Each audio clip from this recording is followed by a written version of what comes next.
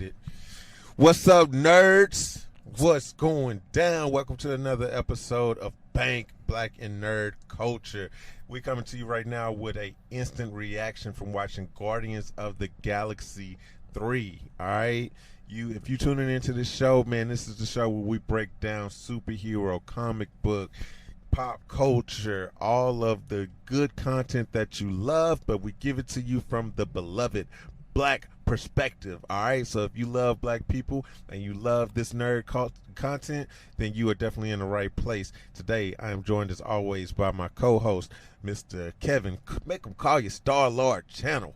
What's up, bruh? What up, man? Man, how you doing, bruh? I'm doing good. Glad to have another movie experience with you, brother. Yes, sir. Yes, sir. This is an experience, man. This is what we do. Like I say, we're going to come to y'all. We're going to give y'all the instant reaction from watching Guardians of the Galaxy 3. Just to give y'all a little insight of what's going on. We are literally parked in the parking lot of the movie theater right now. I shit you not. We're in my Tesla. I have the laptop going. We have microphones. If somebody were to roll by right now, they feel like, what the hell are they doing? Security call. Security, bro. Security. For real. We look crazy. But this is what we do, man. The whole reason why we started this podcast and this show, however you listening is we talked about it, man. We do this anyway. Right. This is our normal procedure, man. We've had this tradition. We've been going to see movies and stuff since we were kids, literally, Yep. like the Spider-Man movies, the X-Men stuff. I mean, since what, like teenagers, right? Yeah, man. I still remember us going to scrounging around in the city trying to find tickets to Spider-Man 1 the opening night. Yeah, bro.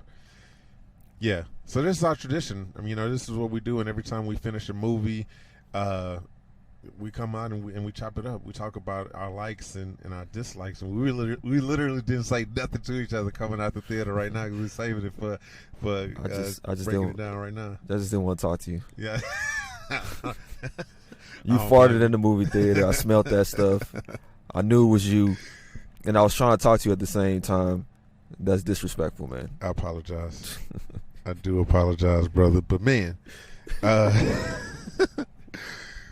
what's up? You want to get into this thing, man? The way that we start all of these off, bro. I'll just ask you a simple question. Okay. Did you like it? At this particular moment, fresh from watching a movie, man, I enjoyed myself. It was a good movie to see. Yeah, I recommend. If you ask my recommendation, it's something that you should go and see. Take the 13-year-olds, man. It's definitely PG-13, sure. But you're gonna have fun with it. I saw some kids in there. Like there were some little kids sitting right in front of us. Yeah, small kids, freaking 6-7 years old. Yeah, man, I agree with you wholeheartedly on that. I loved it, man. I'll tell you, Yeah. and maybe it's because of recency bias. Obviously, we do this. This is non-spoiler, just type of, if somebody's on the fence listening to this at this point saying, oh, man, let me see what these guys think. Should I or shouldn't I? 100%. Go check it out. Go see it. I loved it. It was incredible.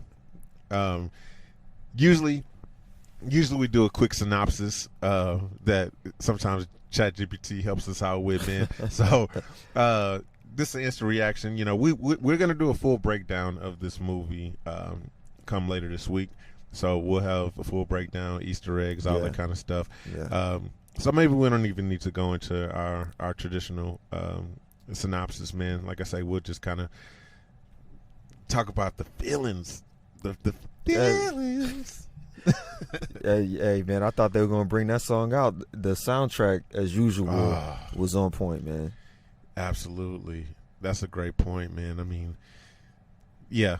I don't maybe Ragnarok can compete as far as music goes a little bit, but hands down, none of these Marvel movies can mess with what Guardians of the Galaxy do. I love the 80s. I love 80s music, man. So the way that they tie the music so seamlessly into the score of these movies is amazing, and this one was right on point with it. Yeah, James Gunn or whoever does as part of his team with the music, I mean, it really helps you set the tone of what you're watching. Um, you could be watching something and all of a sudden just be excited about what it is that's about to happen just from the music alone. Yeah. So it kind of takes you on a different journey just from your ears audio alone. Then you go into the visuals and it's just, man, it's chef's kiss, man. It's really at this moment, man. I had a lot of fun with it. So. Absolutely. Yeah, I don't think it's too premature for us to give it a chef's kiss, man. Just, bro, we've talked about it before. The Guardians of the Galaxy ensemble is by far, in my opinion, the best ensemble cast that Marvel has. Some of the things and the elements in this movie, it would not work unless it was those cast, though, that cast of characters that we've had in the previous two movies, and in the Avengers movies, in Infinity War and Endgame. They just work, man. Whenever they're on screen, their chemistry is just amazing. You got just so many of them that have their own little things going on, the little intricacies of how they operate within each other. It just all works. You can't wait for all of them to be on screen together. Yeah. You can't wait to see how they bounce off each other, how they're going to, crack a joke on somebody. You don't know what it's going to be. It is very much takes you back to when you had that friend group in college or in high school where everybody's just talking over each other, but yet everybody knows what's going on. Yeah. It just gives you that kind of feeling. You just feel comfortable. Yeah, exactly. Yeah. I mean, I'm looking at the clock right now. I'm trying to figure out what the runtime of this movie was. I want to say, it had to have been a little under 3 hours, maybe 2 hours, 45 minutes or so, man. But that time, it just flew by. To be honest with you, I was like, hey, give me more. I just want more. I want more of. I don't care if it's them just hanging out on the couch, just talking shit to each other. I just want more of it. I want more of them. Yeah, man, I agree. I think in the back of my mind as I'm watching and they're going through different sections of the movie, and at that point, we're halfway through the movie. I don't really care how long we're going into this, because it feels like in the back of your mind, this may be the last Guardian movie with this cast. Yeah. You don't know for sure. You know that James Gunn is not going to be able to dedicate the time that he has to this cast or to these characters because he's moved over to DC.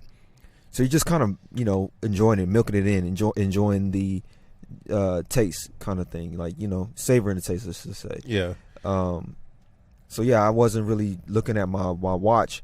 I did realize I was like, okay, we're getting a little lengthy in here, but I wasn't like, all right, let's hurry up and end it. I was kind of like, man, I'm gonna milk it, as well, man.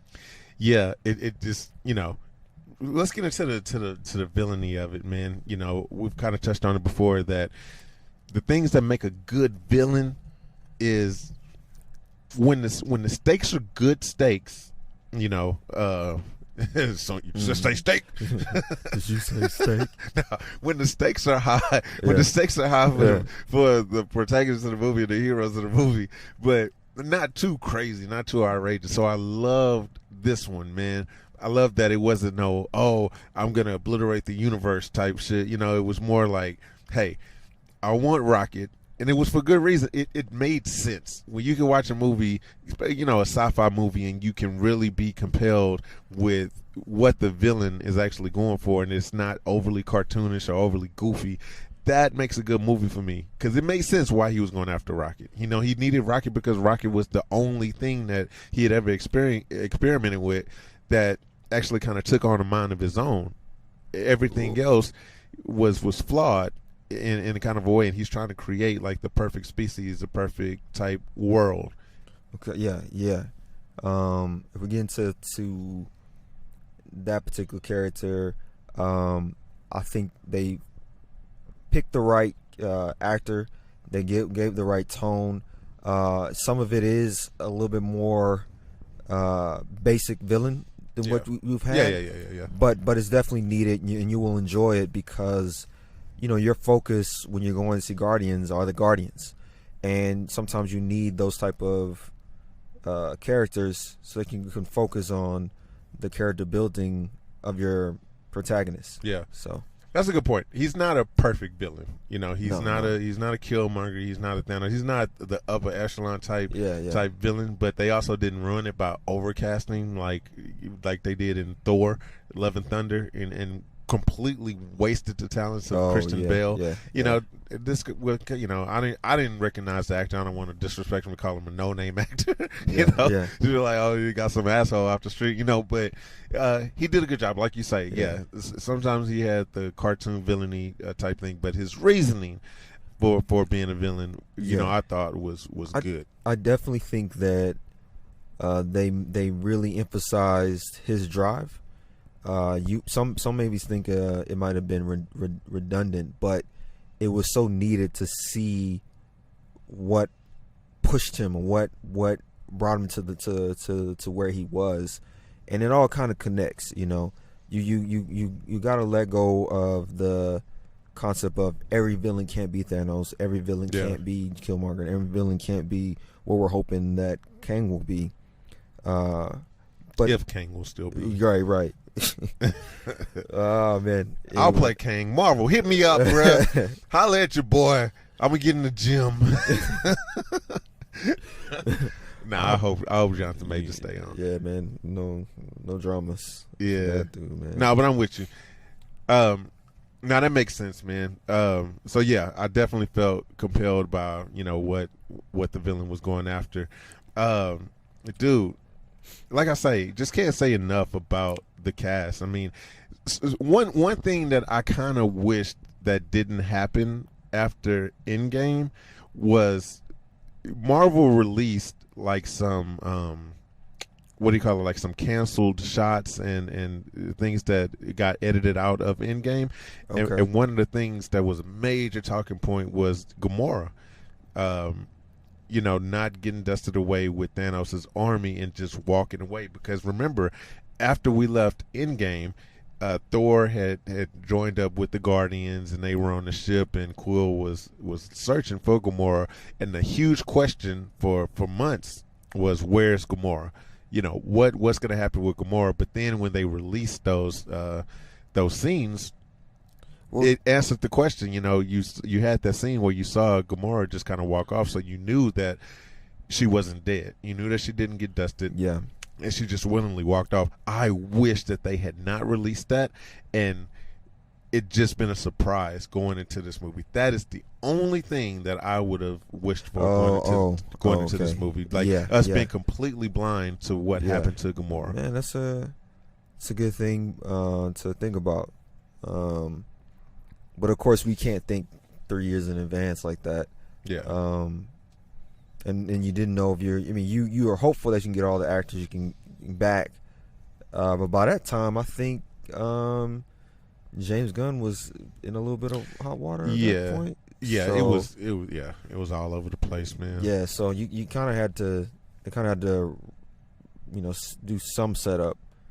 But I thought you were talking about like why wasn't she part of the dust whenever the snap came from Iron Man? Well, yeah, and that was part of the question going into months after the movie, or immediately after people had left the movie, because that was the thing. Like, she essentially was a part of that army, So it was like, okay, what are the rules? How does Tony decipher who gets dusted and who doesn't? So that's what I'm saying. Until they released that deleted scene, you didn't know if Gamora was dusted or not. But when they released that deleted scene, that answered the question. Like, okay, no, she wasn't. She just kind of walked off. She's like, I ain't with them. Yeah, right. That ain't me. That snap is a powerful thing, bro. Like, it has a mind of its own. I'm sure some people got slipped out of the snap. I don't think he got half of the whole universe. At least some of them slipped away. Someone was like, just couldn't quite get him. What a good point. Wouldn't that be crazy? Like, what a hell of a mistake. Like, you step on somebody's foot, that's like, oh, my bad. But you dust somebody away from existence, like, there's no apology for that. There's no my bad. Yeah. Or, and then you could, if you want to get deep into it, it could be, well, technically, she's in a time frame in which Gamora was part of the the good guys. So I guess she's in that time frame, so she fits under that umbrella. But I don't want to get into getting all to the timey-wimey. Quill kind of brought it up. Peter kind of brought it up a little bit when he was in the elevator. How it didn't make sense. No, I mean, well, obviously, spoiler alert, guys. We're talking about the freaking movie that you should go see. Yeah, or pause if you haven't seen it and go see it, and then come back. Yeah, I also don't want to get overly technical, but I mean, literally, the name of the show is, Black and Nerd Culture. I'm gonna geek out at some points. My bad, bro. What's up? So I'll geek out at some points. Bro. No, that's the point. So what were you about to say about the elevator though? No. Well, I'm just saying he kind of brought up how it was like he don't understand who died and who was able to stay and like all this kind of stuff. But my question is, dude, isn't that supposed to cause an incursion or something with the time variance authority or something like that, like Gamora being able to stay in this timeline? Like I say, I don't want to get overly technical. I'm sure that these questions will come up, and super nerds on other channels maybe will answer this question. But right, isn't that supposed to be an incursion, or the TVA supposed to step in and be like, hey, you don't belong here. You're not supposed to be with this timeline. So how is she able to be, in the current timeline when she originally wasn't? I don't know, man. I think you got to go back and watch the breakdown what Bruce Banner was telling to the Sorcerer Supreme, the original. That shit hurt my brain, bro. I was trying to watch that earlier. I was trying to squeeze in the movies going into this movie, and I was more confused than when I started. Man, that's called good writing. You're supposed to do that to you. You're supposed to be, what now? What now? Well, so. That did a good job then. If that was what they set out to do. Yeah, like I say, once we get y'all full breakdown, maybe we'll have some better answers on that. But that was just one of the things that was in my mind. Gamora obviously was part of the Ravengers now. At this point, she looked really happy, really at home with them. Yeah, which I was kind of surprised to see that that's the path that she decided to take. Yeah, that was sad, but yeah, I got more to say about them when we do a full on breakdown. About the Ravengers? Yeah, man. Ravengers are very selective when they want to come and do something. Like, there's a whole crew of them, and they just say, well, we'll be part of it when all the stuff is said and done. Yeah. Yeah, they're a crazy bunch. I'm kind of glad that Sylvester Stallone wasn't part of the bigger movie, because he had that one monologue that it seemed like he was struggling to get through. Maybe I'm hating, bro. But I was sitting there watching it with the cringe face, like, oh, is he gonna get the line? How many times did they have to shoot this? We had probably about a good 8 to 10 years of understanding exactly what Sylvester Stallone was trying to say. Yeah, we're getting back to the original Sylvester and his the way he used to speak in the past. But man, give him some credit. He's worked some of that stuff out. He did it. He tried. Yeah. He did it. Hey, I think that's how James Gunn was. Like, he was like, you did it. You did it, buddy. Good job. Here's your check. All right. I'm ready for the AI Sylvester Stallone. Yeah. You notice that Miley Cyrus didn't come up or come back for her voice. When the hell was she in the? She was in part 2. She was the voice of the metalhead. Really? Yeah. I completely missed that. Yeah. Did she do the? I don't know. I don't know if you see those TikToks, man. That shit is hilarious. Oh man. I wish I could remember what she said, but sometimes she talked like she was talking like she had one of those things in her throat, like she been a smoker. And she had to get the hole in the throat. That's not funny for anybody that actually has that. Miley sounded like that, bro. Maybe that's why, man. I'm pretty sure that's why. Because I think she was having some vocal troubles. So I'm just That's saying. the reason she got cut from this movie. Miley, we can't get you one of those smoker boxes. We can't have you back. No, man.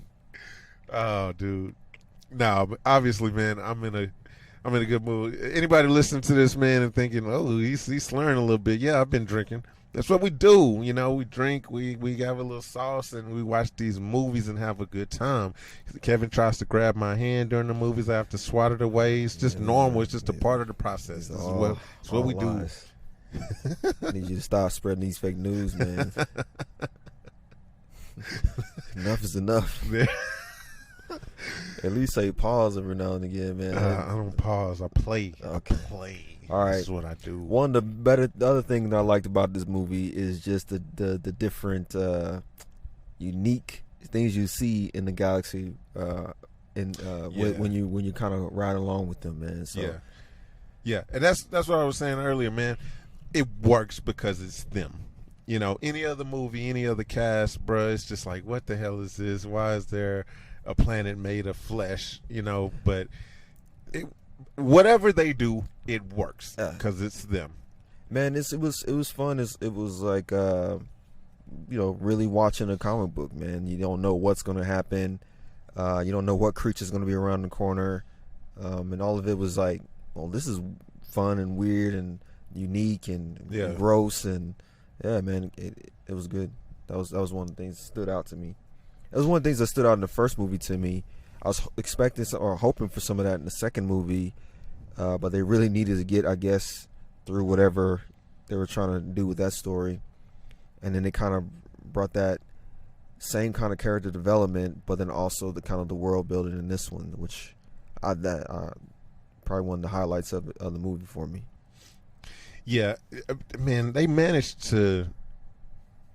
It's incredible how they, James Gunn and the writers and everybody that, the cast. Obviously, they have to bring a performance that brings it out as well, right? It's incredible how they bring so much heart to the story and so much laughter. You know, I literally felt like I just got out of watching like one of a comedy. You know what I'm saying? Like just an old school comedy movie like The Hangover or something like that. I had like audible laughs all throughout the movie, but at the same time, there was so much heart in the movie that I felt like, I watched a drama. You know what I'm saying? There were times in the movie I was like, damn, man, I'm so caught up in the characters and like I don't want Rocket to die, and it's bruh. How do they do it? How do they squeeze it all into a limited amount of time? All these emotions. The James Gunn has done a better job with this cast and the writing team to kind of balance it out. I mean, it still feels like there's still parts of the movie you're watching. And you're kind of like, okay, this is definitely Marvel going on a tangent where they're just trying to make jokes just to make jokes. Some of them land, some of them don't, in my opinion. But they do. This movie does have a lot of heart in it. If someone comes out of here and says, "You know what? I dropped a tear too," I would understand. Oh, facts. Your boy was sitting up there sniffling. I'm still sniffling, bro. Them tears was dropping. I was trying not to cry in front of the kids. The kids gonna look at me like, "Look at this bitch." Fuck them kids. The kids. No, man, it was awesome, bro. I mean, you'd have to be stone-hearted, bro, to not feel like, man, this is great. This was great emotion. Obviously, one of the big things that you could expect going into the movie, knowing like we talked about, Gamora is from a completely different timeline. She has no clue who Peter actually is. She has no recollection of all of the things that the Guardians went throughout the first two movies, So you knew that there was going to be some kind of back and forth, but that's the beauty and that's the genius of this movie. It's like, yeah, it was emotional, Peter missing his Gamora from his timeline, but hilarious at the same time that he's literally trying to talk to her, and everybody else is listening and everything like that. It was one of the really funny parts of the. Yeah, man, and good job for Zoe Saldana, because it's Gamora, but there are some slight differences in her, in the way she presents herself, the way she carries herself. Yeah. And some of that has to do with the writing and in combination with the acting, man, and the makeup artist. Like, I could see. I think if you were to go back and watch the volume 1 and 2, you would see some differences in Gamora's makeup in comparison. I don't know what they doing with that makeup, bro, but she look good as hell. I don't care. Like, if I saw her in real life, she was green. I don't give a damn, bro. I don't care. She could tell me she got super COVID, like whatever. I'm like, that's my skin green. Yeah. I'm like, what's up? Look, you look good. They used to say you could tell, like, if a woman could still rock a ball fade and still capture your attention. I'm gonna have to put up, if someone can put on some movie makeup and still capture your attention. Yeah. Hey man, it's something they got, man. Big facts. I mean, speaking of ball fade, Nebula looked really good too. You mentioned it early on in the movie. It looked like she's like, yeah, was a little thick, got a little thicker, which is nice. I don't know what that was. Like, I kept thinking, I don't know if it was makeup or if that was, I don't know. I don't know if the actress was going on in the personal life or something, But I like the fact that, she came up there real. Not everybody who was cast for a superhero is going to be trying to shoot to have an 8-pack, man. And, she still played that part. I still took everything. She made it believable, man, to be, the size she is. So that's cool. Now, obviously, the ladies that we're talking about, they're both beautiful women. Yeah. And like you said, for them to still be able to portray that beauty in blue and green makeup and all of Mantis is very very pretty as well, man. Oh yeah. She had got bug antennas, so,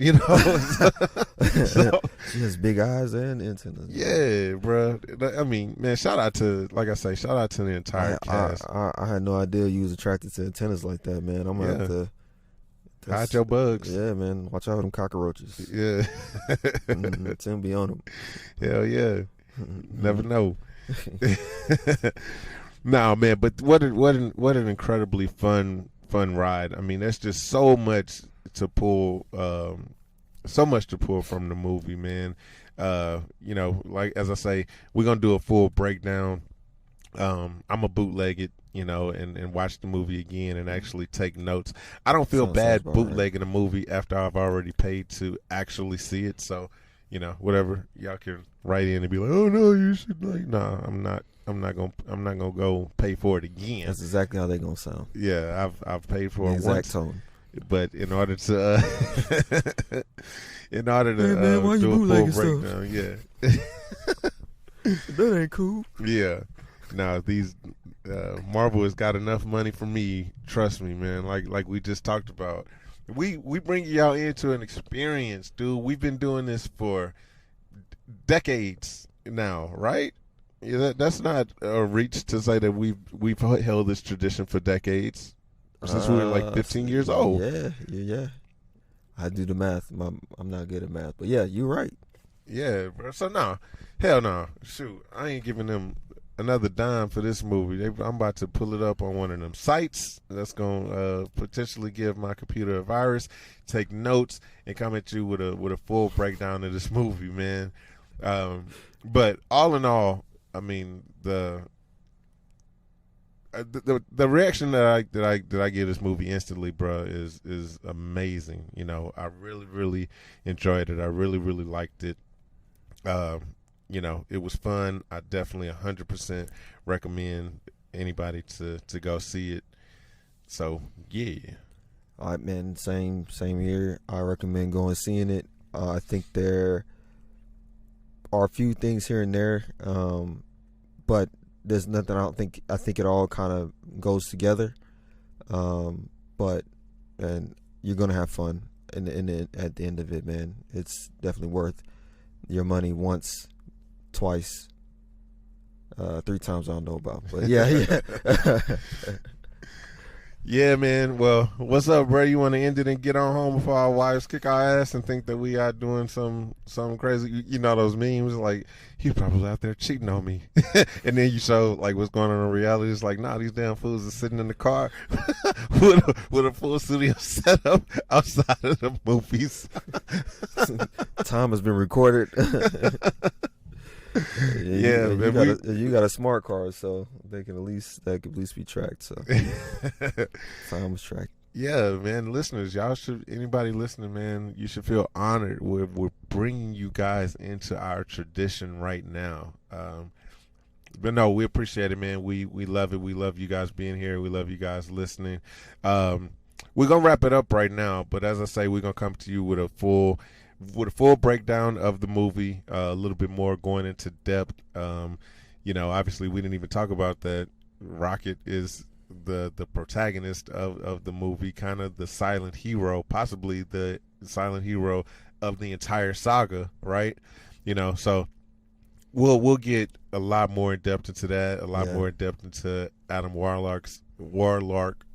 Damn, bro, I'm drunk. Warlock. Why is this word? Why am I struggling? Warlock. Good job. Warlock. Okay, he did it. We get into Adam's. That's what you get for talking about Sylvester Stallone, bro. Sucker's ass. Wrong Sylvester. I know. Right? How many margaritas did you have? Oh, a lot. Tomorrow's Cinco de Mayo. Oh. Tomorrow's Cinco de Mayo, so we pre-Cinco de Mayo a little bit. So anyway, we're going to talk about all of these characters, all of the things that we didn't really get into, Cosmo the dog, all that stuff, man, all of the fun things. But all in all, man, I had a great time. I appreciate you. Love you, brother, as always. Well. We're going to continue this tradition for sure. You listening out there, please go ahead and hit the notification bell so that you can get these updates and all of the episodes that we put out first, so they don't go stale, so you can listen to them instantly. And make sure to subscribe on YouTube. As I say, we're going to come to you with a Patreon really soon so that our wives will legitimize what we do, and that will help us out a lot. But as always, man, peace and love to all of y'all listening, man. Kevin, you want to kiss them goodbye? All right, y'all have a good one. he hit y'all with the sexy voice at the end. All right. All right, man. Keep them things going. Follow us up on Instagram. That's Bank Black and Nerd Culture. Absolutely. All right, we'll see y'all next time. Be on the lookout for that full breakdown. Peace.